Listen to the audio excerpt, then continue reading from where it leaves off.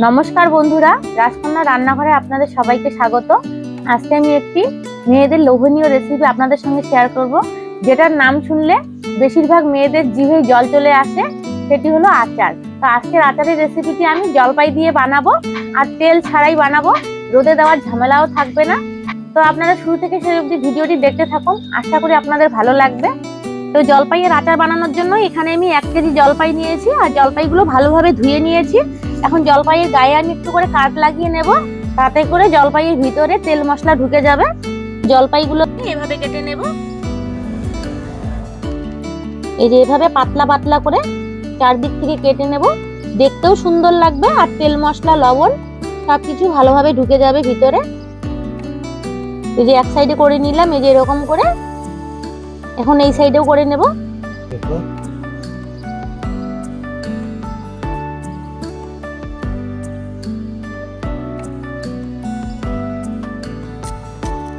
যে দেখুন চারদিকে হয়ে গেল।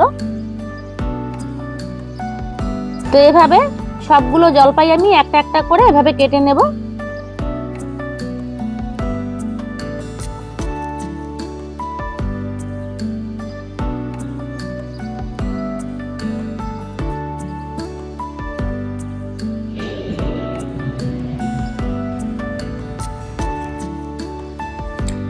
সবগুলো জলপাই আমার কেটে নেওয়া হয়ে গেছে। এখন জলপাইগুলো একটা গামলায় আমি নেব।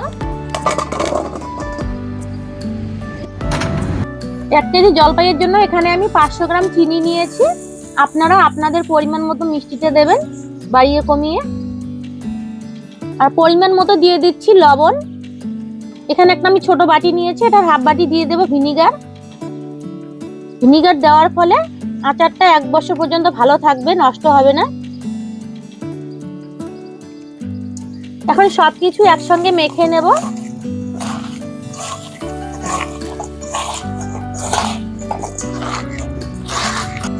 সবকিছু আমি একসঙ্গে মেখে নিয়েছি। এখন এভাবে আমি 15 থেকে 20 মিনিটের মতো ঢেকে রেখে দেব। তো আচারে দেওয়ার জন্য এখন একটা আমি মশলা বানিয়ে নেব। তো মশলাগুলোকে আমি শুকনো খোলায় ভেজে নেব। এখন উনুনটা ধরিয়ে নিচ্ছি।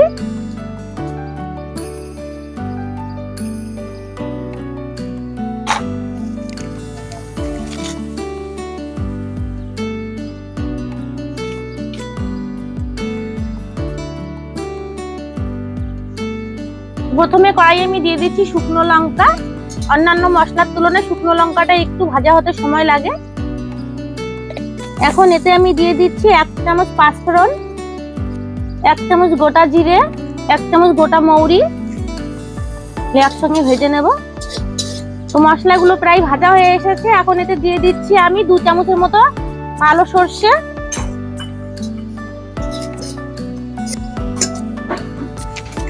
মশলাগুলো ভালোভাবে ভেজে নিয়েছি, এখন নামিয়ে নেব। এখন মশলাগুলোকে একটু ঠান্ডা করে নিয়ে আমি গুঁড়ো করে নেব। আর 15 মিনিটের মতো হয়ে গেছে চিনি মেখে রাখার জলপাইগুলো। আর দেখুন জলপাইগুলো থেকে অনেকটা জলও ছেড়ে দিয়েছে, চিনিটাও গলে গেছে অনেকটা। এখন জলপাইগুলো আমি কড়াইয়ে দিয়ে দিচ্ছি। আর উনুনের তাপটা কিন্তু একদম কম করে দিতে হবে, মিডিয়াম আঁচে করতে হবে। বেশি হাইয়ে দেওয়া যাবে না, হাইয়ে দিলে চিনিটা পুড়ে যাবে।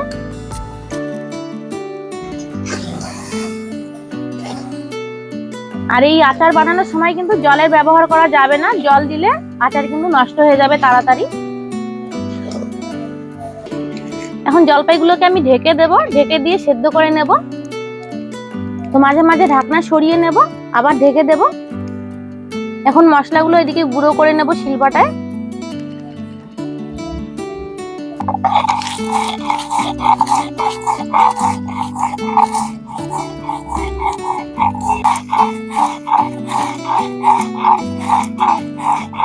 মশলাগুলো আমি শিলপাটায় গুঁড়ো করে নিয়েছি। আর গুঁড়োটা কিন্তু একদম মিহি করিনি, একটু আমার দানা দানা আছে। আচারে একদম মিহি দিলে ভালো লাগে না, একটু দানা থাকলে মুখে লাগে, খাওয়ার সময় বেশ ভালো লাগে তখন। আর 5 মিনিটের মতো হয়ে গেছে, এখন ঢাকনাটা সরিয়ে নেব। দেখুন চিনিটাও গলে গেছে, আর জলপাইয়ের থেকেও অনেকটা জল ছেড়েছে। এই জলেই জলপাই সেদ্ধ হয়ে যাবে, জলপাইয়ের মধ্যে আলাদা কোনো আর জল দিতে হবে না।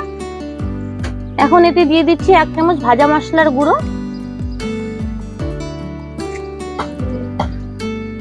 মশলাটার সঙ্গে জলপাইগুলো মিশিয়ে নেব।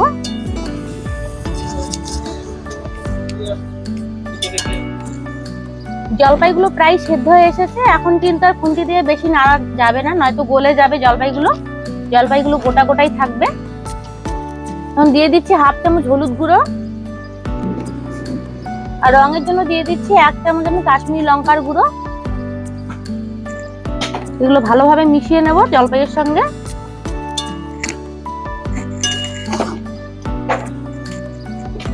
জলপাইগুলো কিন্তু প্রায় সেদ্ধ হয়ে এসেছে, এর সময় কিন্তু খুন্তি দিয়ে বেশি নাড়ানো যাবে না। আর জলপাইয়ের এই যে জলটা, এটা অনেকটাই শুকিয়ে আনতে হবে, তো সেজন্য জলপাইটা এভাবে নাড়িয়ে দিতে হবে। খুন্তি লাগালে জলপাইগুলো গলে যাবে। এভাবে মাঝে মাঝে নাড়িয়ে দিতে হবে। মাঝে মাঝে কিছুক্ষণ পর পর এভাবে নাড়িয়ে দিতে হবে, নয়তো নিচে লেগে যাবে। জলপাইগুলো চামচ দিয়ে এভাবে আমি উল্টে দেব, তাহলে সব দিকে ভালোভাবে সেদ্ধ হবে আর রস ঢুকবে ভিতরে। এখন খুন্তি লাগালে কিন্তু জলপাইগুলো সব ভেঙে যাবে আর দেখতেও ভালো লাগবে না আচারটা। বন্ধুরা দেখুন আচারের রংটা কত সুন্দর এসেছে, আর রসটা কিন্তু অনেকটাই কমে এসেছে। আচারটা আমার প্রায় তৈরি হয়ে এসেছে, আর জলপাইগুলো খুব ভালোভাবে সেদ্ধ হয়ে গেছে। এখন 1/2 চামচ দিয়ে দিচ্ছি বিট লবণ। আচারে বিট লবণ দিলে খুব সুন্দর একটা ফ্লেভার পাওয়া যায়। আর বাকি ভাজা মশলার গুঁড়োগুলো এখন দিয়ে দিচ্ছি।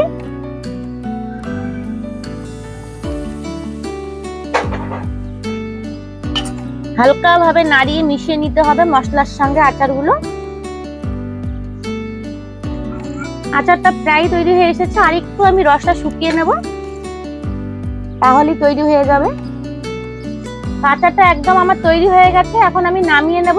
আর এইটুকু রস রাখতে হবে, আচারটা ঠান্ডা হওয়ার পর রসটাতে অনেকটাই টান ধরে যাবে।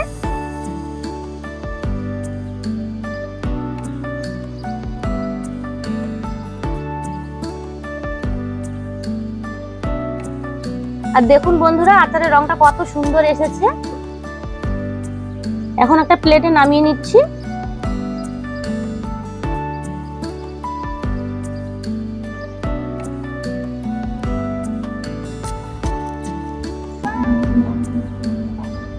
আর দেখুন বন্ধুরা জলপাইগুলো কুচি কুচি করে কেটে নেওয়াটা কত সুন্দর লাগছে দেখতে।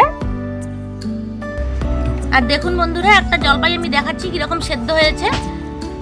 এই যে দেখুন একদম নরম তুলতুলে হয়েছে, আর ভেতরেও কিন্তু অনেক রস ঢুকেছে। আর বন্ধুরা দেখতেই পেলেন কত সহজে আমি জলপাইয়ের আচারের রেসিপিটি বানালাম। তা আপনারাও এইভাবে বাড়িতে বানাবেন, আর এভাবে বানালে 1 বছর একদম ভালো থাকবে। জলপাইয়ের আচারগুলোকে এখন ঠান্ডা করে এয়ারটাইট কন্টেনারে রেখে দিলে 1 বছর ভালো থাকবে। তো আশা করি আজকের রেসিপি আপনাদের ভালো লেগেছে।